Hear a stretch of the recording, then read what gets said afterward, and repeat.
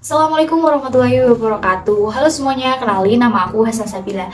Aku dari kelas desain grafis gelombang 2. NIM aku 1121080091. Nah, pada kesempatan kali ini aku akan mempresentasikan atau membedah suatu topik atau mata kuliah, yaitu tipografi. Karena banyak sekali tipografi yang kita kenal, yang pernah kita lihat, dan yang kita pelajari. Maka dari itu, untuk kesempatan kali ini aku akan mempresentasikan bedah desain tipografi. Nah, sebelum kita masuk ke dalam presentasinya, kita akan memperkenalkan diri terlebih dahulu. Nah, perkenalkan, nama aku Hasna Sabila, NIM aku 1121080091. Kelasku DKP 212. Lalu ini ada pada mata kuliah tipografi yang dosennya yaitu Pak Ayub Nurmana. Sebelumnya aku dari Istiqomah Siliwangi. Halo semuanya, salam kenal. Nah, sebelum kita masuk ke macam-macam tipografinya, kita harus tahu nih, apa sih tipografi? Teknik tipografi secara umum adalah teknik dalam melakukan penyusunan huruf atau teks di dalam suatu pembuatan visual supaya dapat terbaca dan menarik untuk dilihat. Nah, seni ini berkaitan erat dengan pemilihan jenis huruf atau dikenal dengan font. Bukan hanya itu saja. Nah, sekarang kita akan masuk lebih dalam ke tipografi, yaitu mengenal tipografi. Nah, secara keseluruhan, tipografi terdiri dari font-font yang kita buat atau kita susun. Nah, dalam font tersebut banyak sekali macamnya. Nah, kita akan mengenal 3 font, yaitu pertama ada serif, 2 ada sans serif, yang ketiga ada fantasi. Nah, apa sih itu semuanya? Nah, yang pertama, font serif adalah jenis huruf yang memiliki kait pada bagian ujung stroke. Dalam beberapa referensi tipografi, rupa huruf serif juga sering disebut juga huruf Roman, mengacu pada sejarah awalnya yang digunakan oleh bangsa Romawi.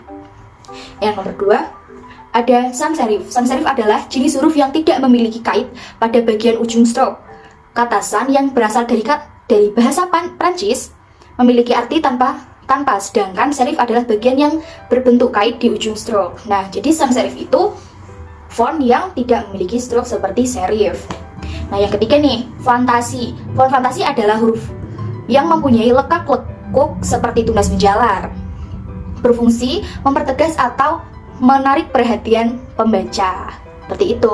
Jadi, kita akan membahas 3 font di dalam tipografi ini, yaitu ada serif, sans serif, dan fantasi. Tentunya banyak fantasinya karena banyak sekali font yang bentuknya bermacam-macam.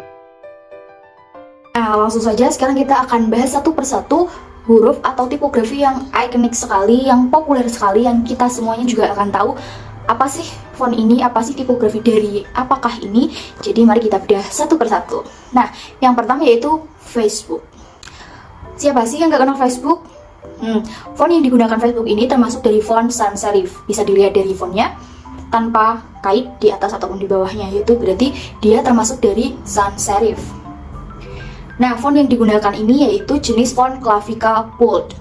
Nah, pengguna font tersebut sangatlah cocok mengingat kelebihan dari sans serif sendiri, yaitu memiliki tingkat legibility dan keterbacaan yang tinggi dibandingkan huruf terkait atau serif.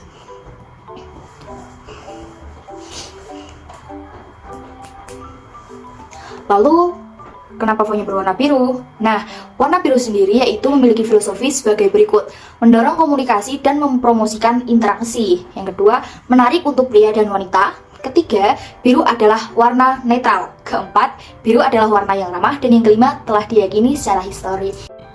Nah, fun fact-nya, mengapa warna biru yang dipilih dalam warna font Facebook ini, yaitu dikarenakan sang pencipta buta warna merah dan hijau. Maka dari itu, birulah warna yang bisa ia lihat dengan jelas. Lanjut.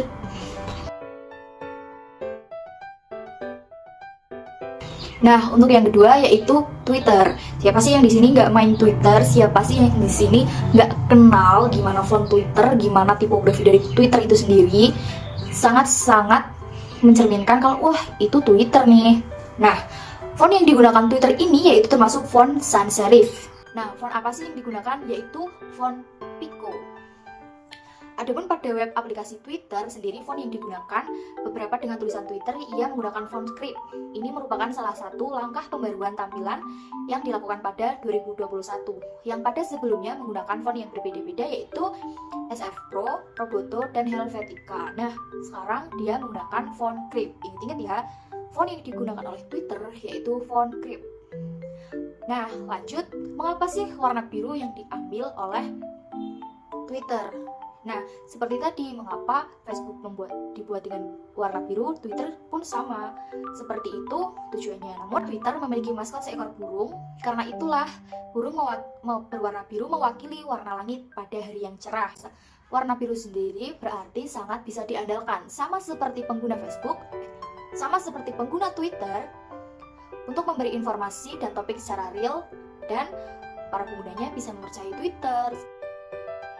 Nah, kita masuk yang ketiga nih, yaitu Instagram. Siapa sih yang nggak main Instagram di sini? Ayo ngaku, nggak ada kan? Jadi, kalian familiar kan dengan Instagram, bagaimana fontnya, bagaimana tipografinya yang digunakan untuk icon Instagram. Nah, font yang digunakan oleh Instagram tersebut, itu termasuk font fantasi. Terlihat dari bentuknya seperti tulisan tangan tegak bersambung. Font ini bernama Billabong. Warna dari font ini yaitu hitam, yang sebelumnya berwarna cyan dan biru, yang sebelumnya berwarna cyan dan biru pada tahun 2013 sampai 2016. Nah, sekarang udah berwarna hitam. Pada tahun 2013, pertunjukan kata baru yang ditugaskan oleh agensi Mackey, Saturday telah disetujui versi ini jauh lebih rapi. Pada tahun 2015, para desainer memodifikasi warna dan kata dari warna biru yang disempurnakan. Lalu, puncaknya pada 11 Mei 2016, warna antarmuka diubah menjadi hitam sehingga semua elemen lainnya tetap sama. Warna hitam pada Instagram berarti dapat memberi kesan kuat, elegan, dan netral. Nah, warna ini cocok sekali dengan brand yang formasi atau mengutamakan kecanggihan dalam produknya. Sekarang kita masuk ke Teaser. Teaser adalah majalah skateboard bulanan yang didirikan pada tahun 1981. Penampilan artikel terkait skateboard dan musik, fotografi, wawancara, ulasan skatepark, dan lain-lain. Font yang digunakan untuk logo majalah adalah Banco. Jenis huruf miring yang awalnya dirancang oleh Roger X. Covan untuk pengecoran font dari Olive pada tahun 1951.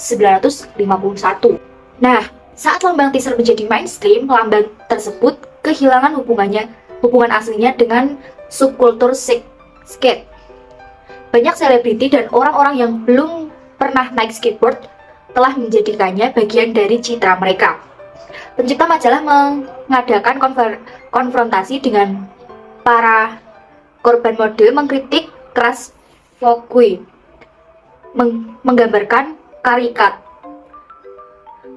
karikatur dari mereka yang tanpa berpikir mengikuti gaya teaser. Namun mereka mengaku terpaksa mengaku kalah karena logo tersebut sudah tidak lagi berkaitan dengan budaya skate yang autentik dan masuk ke dalam kategori simbol status. Nah, dilihat dari tipografi ini menggunakan font Banco, yaitu salah satu dari font fantasi. Tentunya sangat spektakuler, sangat berani karena menampilkan sebuah api. Adapun font yang tidak memiliki unsur api ini seperti ini. Nah, font ini sangat bagus. Tentunya warnanya sangat berani juga. Nah, lanjut, sekarang kita masuk ke font selanjutnya atau tipografi selanjutnya, yaitu Coca-Cola. Logo Coca-Cola menggunakan font script Spencerian yang pertama kali diciptakan oleh Frank M. Robinson. Ciri khas yang nampak terlihat pada huruf C yang memiliki ekor. Sebenarnya warna merah pada logo Coca-Cola adalah kombinasi dari 3 warna merah yang berbeda. Tipografi logo Coca-Cola ini di sisi lain adalah font resmi disebut Spencerian. Telah dikaitkan dengan merek sejak akhir tahun 1800-an. Konon, logo Coca-Cola tidak selalu berwarna sama seperti sekarang ini. Beberapa tahun lalu, setelah diluncurkan, logo tersebut mengganti font yang berputar dengan gaya yang tidak gotik. Jadi itu adalah desain dari font atau tipografi Coca-Cola itu sendiri. Kita lanjut ke Disney. Siapa sih yang nggak tahu Disney di sini? Nah, Disney emang udah populer banget, dan tentunya logo dari Disney ini termasuk dari tipografi atau termasuk dari font yang menggunakan atau yang termasuk dalam logo yang menggunakan font atau tipografi. Nah, font yang digunakan di sini ini termasuk dari font fantasi, yaitu Worldtograph. Adalah jenis font freeware berdasarkan huruf dari logotype Walt Disney. Asumsi yang terjadi, jenis huruf ini tidak didasarkan pada tulisan tangan Walt Disney yang sebenarnya, tetapi versi bergaya tanda tangan. Diekstrapolasi dari jenis logo perusahaan Walt Disney Company atau TWDC. Nah, pemimpin baru memutuskan untuk menggunakan versi yang lebih original. Pemilik studio meninggalkan banyak sampel tulisan tangan. Atas dasar mereka, para desainer mengembangkan tanda verbal yang universal, kemungkinan besar, hiperbolik, dan bergaya. Dan mereka memilih tanda tangan yang paling berkesan dengan huruf aneh D berkarakter yang tersisa juga tidak biasa. Dan mereka memilih tanda tangan yang paling berkesan dengan huruf aneh D, karakter yang tersisa juga tidak biasa. T terlihat seperti Y, dan titik di atas I terlihat seperti lingkaran besar yang tercoret secara diagonal. Nah, konglomerat media ini tidak pernah memiliki font resmi, tetapi pada tahun 2000, tipograf Justin Callaghan mencoba untuk membuatnya. Kembali berdasarkan huruf yang ada, dia mengembangkan dua versi Worldtograph, Word dan reguler, dengan huruf kecil dan huruf besar. The Walt Disney Company mencatat bahwa jika Mickey Mouse berkomitmen untuk menjadi memoir, dia pasti akan memilih font Worldtograph. Lanjut. Sekarang kita masuk ke Google. Nah, Google sebagai perusahaan besar yang dalam bidang internet dan search engine telah beberapa kali melakukan perubahan logo dan font yang digunakan. Masih setia dengan warna dasar biru, merah, orange, hijau, dan kuning. Sekilas bagi yang sering menggunakan font logo Google mirip jenis font Futura dan Century, tetapi ternyata bukan nama font untuk logo Google tersebut. Nah, logo Google ini bernama Google Product Sans. Nah, berarti Google ini termasuk dari font sans serif karena nggak ada kaitnya. Nah, pada web resmi Google Design Identity, mereka melakukan custom atau memodifikasi typeface geometri sans serif untuk digunakan pada logo yang akan digunakan pada setiap produk dan identitas mereka nantinya. Dan mereka memberi nama ciptaan mereka tersebut dengan nama Google Product Sans. Sayangnya, font Google Product Sans ini tidak dapat di-download dan digunakan begitu saja karena font ini tidak open source. Dilansir dari GraphicSprings.com, penggunaan font tersebut bertujuan untuk membuat warna Google menjadi lebih cerah tetap minimalis. Nah, kalau kalian bertanya-tanya mengapa sih Google warnanya ada banyak, yaitu tujuannya untuk menjadikan Google menjadi lebih cerah tetapi tetap minimalis. Lanjut, kita ke Supreme. Siapa yang tidak tahu Supreme ini? Supreme adalah merek pakaian yang didirikan di New York City. Merek ini melayani budaya pusat kota seperti skateboard, hip hop, punk, dan lain-lain. Logo Supreme hanyalah jenis logonya yang digambarkan dengan warna putih dengan latar belakang merah. Nah, font yang digunakan untuk jenis logo sangat mirip dengan Futura Bold Italic. Futura tersedia sebagai penggunaan pribadi untuk jenis font komersial, dan Anda dapat mengunduh dan membeli font logo Supreme box merah putih yang terkenal menggunakan font Futura Have Up Liquid. Paul Renner mendesainnya untuk Bauer Type Foundry pada tahun 1927. Sangat aneh, terinspirasi oleh bentuk geometris sederhana termasuk lingkaran dan persegi panjang. Huruf tebal ditulis miring dan kemiringan ke kanan.